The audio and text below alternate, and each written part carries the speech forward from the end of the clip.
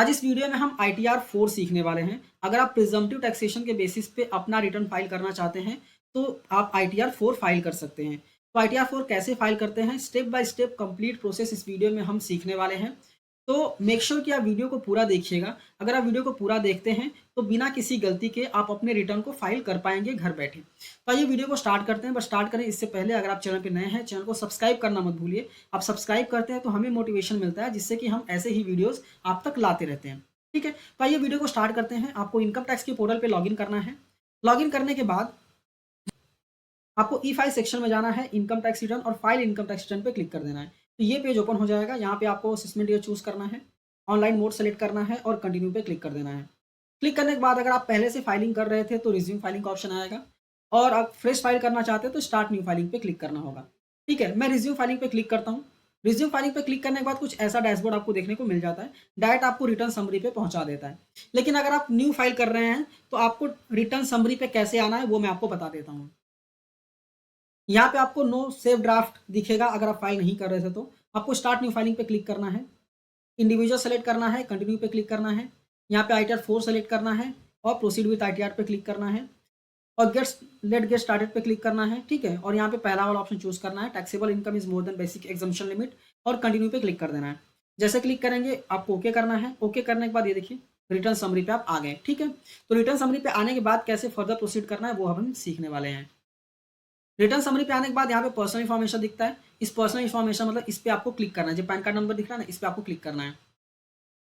Click करने के बाद आपके सारे बेसिक इन्फॉर्मेशन दिख जाएंगे। आप एक बार चेक कर लीजिएगा सारी चीज़ें सही है या नहीं। आप उसको एडिट भी कर सकते हैं।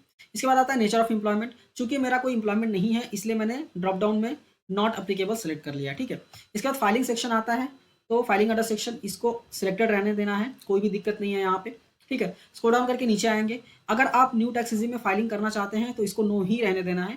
अगर आप ओल्ड टैक्स रेजिम में फाइल करना चाहते हैं तो आपको एक नया फॉर्म भरना पड़ता है, फॉर्म 10 IEA। ठीक है, उसको भरने के बाद ही आप ओल्ड टैक्स रेजिम में फाइल कर पाएंगे। तो इस वीडियो में मैं न्यू टैक्स रेजिम बता रहा हूँ आपको। तो यहाँ पे नो ही रहने देना है, मतलब न्यू टैक्स रेजिम में आपको फाइलिंग करना है, जहाँ पे 7 लाख तक कोई भी आपको टैक्सेस नहीं बनता है। 7 लाख तक के इनकम पे कोई भी टैक्स नहीं देना पड़ता है। ठीक है, स्क्रॉल करके नीचे आएंगे, रिप्रेजेंटेटिव SSC को नो करना है।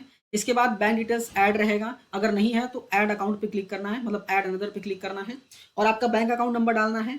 बैंक का टाइप डालना है कि सेविंग है या फिर करंट है। उसके बाद IFSC कोड डालना है। इसके बाद आपको नॉमिनेट करना है रिफंड के लिए और ओके कर देना है। ठीक है, OTP आएगा, OTP से सबमिट कर देना है। ठीक है, इसको यहाँ पे बैंक जो है वो यहाँ पे ऐड हो जाएगा। फिर सीधा कन्फर्म पे क्लिक करना है। क्लिक करने के बाद पर्सनल इन्फॉर्मेशन कंफर्म आ जाएगा। यहाँ पे सारे कंफर्म दिख रहे हैं क्योंकि मैंने ऑलरेडी किया हुआ है। ठीक है, तो आपके सारे कंफर्म नहीं दिखेंगे, पर्सनल इन्फॉर्मेशन कंफर्म दिखेगा। फिर आपको ग्रॉस टोटल इनकम पे क्लिक करना है। इसके बाद इसको स्किप द क्वेश्चन कर सकते हैं आप, सीधा यहाँ पे स्किप कर देना है और यस करना है। यहाँ पे ओके कर देना है। ठीक है, नॉट अप्लीकेबल सेलेक्ट किया था इसलिए सैलरी डिटेल्स फिल करने के लिए नहीं आएंगे। हाउस प्रॉपर्टी में कुछ रेंट इनकम वगैरह है तो आप ऐड कर सकते हैं, कोई दिक्कत नहीं है। इसके बाद आता है बिजनेस एंड प्रोफेशन। ठीक है, तो यहाँ पे बिजनेस एंड प्रोफेशन में जैसे यहाँ पे ऐड दिख रहा है ना, वैसे ही ऐड दिखेगा, तो ऐड पे क्लिक कर देना है। ठीक है, मैं यहाँ पे एडिट करता हूँ। ऐड पे आपको क्लिक करना है। जैसे ही आप ऐड पे क्लिक करेंगे, यहाँ पे जैसे कि मैं एग्जांपल प्रोफेशन लेता हूँ। ठीक है, तो यहाँ पे ऐसे आ रहा है name of business, business code, description, वैसे यहाँ पे बिजनेस में भी आएगा सेम चीज़। ठीक है, तो आपको सेलेक्ट करना है, जैसे कि नेम में आपको डाल देना है सिंग एंड सन्स ग्रुप, जो भी आपका बिजनेस नेम है वो डाल देना है। इसके बाद बिजनेस कोड में ड्रॉप डाउन करेंगे तो आपको बिजनेस कोड देखने को मिल जाएगा। ठीक है, तो वैसे ही होलसेल करके सेलेक्ट कर लेना आपको बिजनेस कोड। उसके बाद आपको यहाँ पे ऐड पे सेव पे क्लिक करेंगे तो ऐड हो जाएगा। ऐड होने के बाद कुछ ऐसा आपको देखने को मिल जाता है। ठीक है, कैसे भरना है मैंने आपको बता दिया। आई होप आपको क्लियर हो गया होगा। स्क्रॉल डाउन करना है। इसके बाद आपको यहाँ पे बिजनेस में कितना टर्नओवर है वो आपको यहाँ पे डालना है। ठीक है, बैंक के थ्रू है तो यहाँ पे डालना है, कैश के थ्रू है तो यहाँ पे डालना है। ठीक है, इसके बाद अगर बैंक का जो प्रॉफिट रहेगा वो आपको यहाँ पे डालना है, बैंक के थ्रू जो टर्नओवर है उसका प्रॉफिट यहाँ पे डालना है, और कैश के थ्रू जो आपका टर्नओवर हुआ है उसका प्रॉफिट आपको यहाँ पे डालना है। ठीक है, तो मेरे केस में सारा बैंकिंग ट्रांजेक्शन ही है, तो बैंकिंग में कितना टर्नओवर हुआ वो यहाँ पे मैंने डाल दिया है। ठीक है, इसके बाद कितना प्रॉफिट हुआ वो मैंने यहाँ पे डाल दिया है। आप चाहें तो balance sheet and profit loss भी बना सकते हैं, बना देंगे तो ज़्यादा अच्छा रहेगा आपके लिए। ठीक है, तो यहाँ पे मैंने बैलेंस शीट भी बनाया हुआ है एंड यहाँ पे प्रॉफिट एंड लॉस भी बनाया हुआ है। ये रहा टर्नओवर और ये रहा प्रॉफिट जो कि मैंने दिखा दिया। ठीक है, यहाँ पे इसके बाद आपको सेव पे क्लिक कर देना है। जैसे ही क्लिक करेंगे आपका बिजनेस एंड प्रोफेशन में जो फाइनेंशियल्स है ना, आप प्रॉफिट एंड लॉस मतलब प्रॉफिट एंड टर्नओवर वो आपने यहाँ पे दिखा दिया है प्रॉपर्ली। इनकम टैक्स का पोर्टल थोड़ा स्लो चल सकता है, ठीक है। अभी यहाँ मेरे पास वीडियो पॉज़ करने का ऑप्शन है तो मैं पॉज़ कर दे रहा हूँ, लेकिन आप थोड़ा-सा वेट कीजिएगा, ठीक है। थोड़ा-सा बफरिंग होता है, फिर चलता है लेकिन प्रॉपर्ली। उसके बाद स्क्रॉल डाउन करना है, अगर आपके पास सेविंग बैंक का इंटरेस्ट है तो आप ऐड कर सकते हैं। ऐड अनदर पे क्लिक करना है आपको, ठीक है।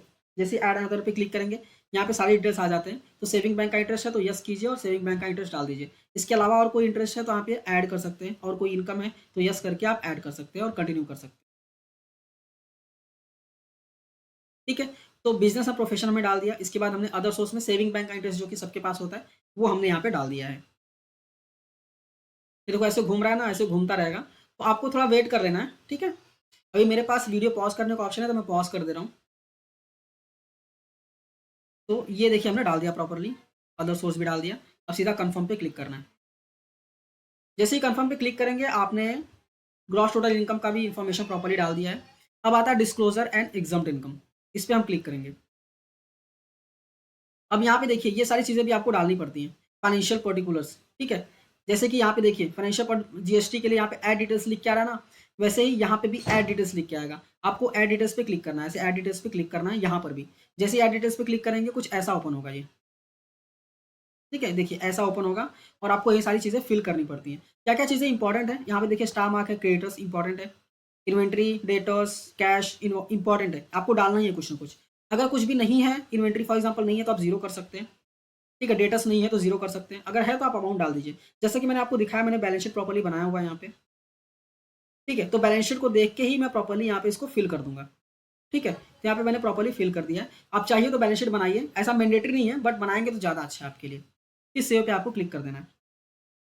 तो ये रहा फाइनेंशियल पर्टिकुलर्स हमने डाल दिए हैं। इसके बाद जीएसटी, अगर आप जीएसटी में रजिस्टर्ड हैं, ठीक है, तो जीएसटी के डिटेल्स भी आपको डालने पड़ेंगे। ऐड डिटेल्स पे क्लिक करना पड़ेगा आपको, और जीएसटी नंबर डालना पड़ेगा, टर्नओवर आपको डालना पड़ेगा, ठीक है। नहीं रजिस्टर्ड है तो कोई दिक्कत नहीं है, ठीक है।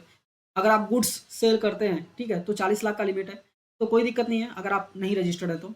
एग्जाम इनकम कोई है तो आई डिटेल्स पे क्लिक करके एग्जाम इनकम भी डाल देना है, अदरवाइज आपको कंफर्म पे क्लिक कर देना है, ठीक है। अब यहाँ पे हम आ गए डिडक्शंस में, कुछ भी नहीं रहता है। न्यू टैक्सेस में पता है आपको कोई भी डिडक्शन नहीं मिलने वाला है, तो कुछ भी नहीं करना है, सीधा ओपन करना है और कंटिन्यू पे क्लिक कर देना है, ठीक है। इसके बाद यहाँ पे हम कंफर्म कर देंगे। तो टैक्सेस पेड में भी हमारा कुछ भी नहीं है, क्योंकि कोई भी टीडीएस वगैरह नहीं कटा हुआ है, कोई भी एडवांस टैक्स हमने पे नहीं किया है, तो 0 आएगा, कंफर्म पे क्लिक कर देना है। कुछ भी टीडीएस और एडवांस टैक्स रहेगा ना, तो ऑटो पॉपुलेट हो जाएगा। तो डेफिनेटली अगर टीडीएस एडवांस टैक्स ऐसा कुछ है तो आपको 26 ईयर्स और एआईएस डेफिनेटली चेक करना है। कैसे चेक करते हैं, कैसे डाउनलोड करते हैं, वीडियो आई बटन पे लिंक कर दिया, आप देख लीजिएगा, आपको अच्छे से समझ में आ जाएगा।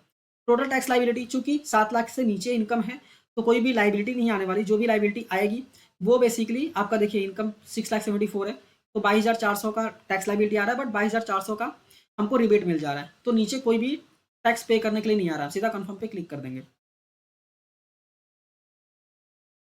ठीक है। इसके बाद स्क्रॉल डाउन करके नीचे आएंगे, प्रोसीड पे क्लिक करेंगे। यहाँ पे कुछ भी नहीं है, 0 है, सीधा प्रीव्यू रिटर्न करेंगे। यहाँ पे हमें टिक करना है, ठीक है।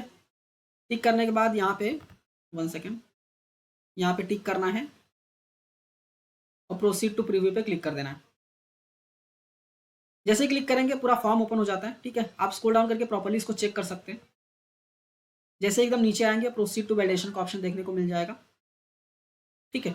अब यहाँ पे देखिए वैलिडेशन सक्सेसफुल, मतलब कोई भी एरर नहीं है, बिना किसी एरर के हमने फॉर्म को फिल कर दिया है, ठीक है। अब सीधा आपको प्रोसीड टू वेरिफिकेशन पे क्लिक करना है, आधार ओटीपी सेलेक्ट करना है, ओटीपी डालना है और अपलोड कर देना है।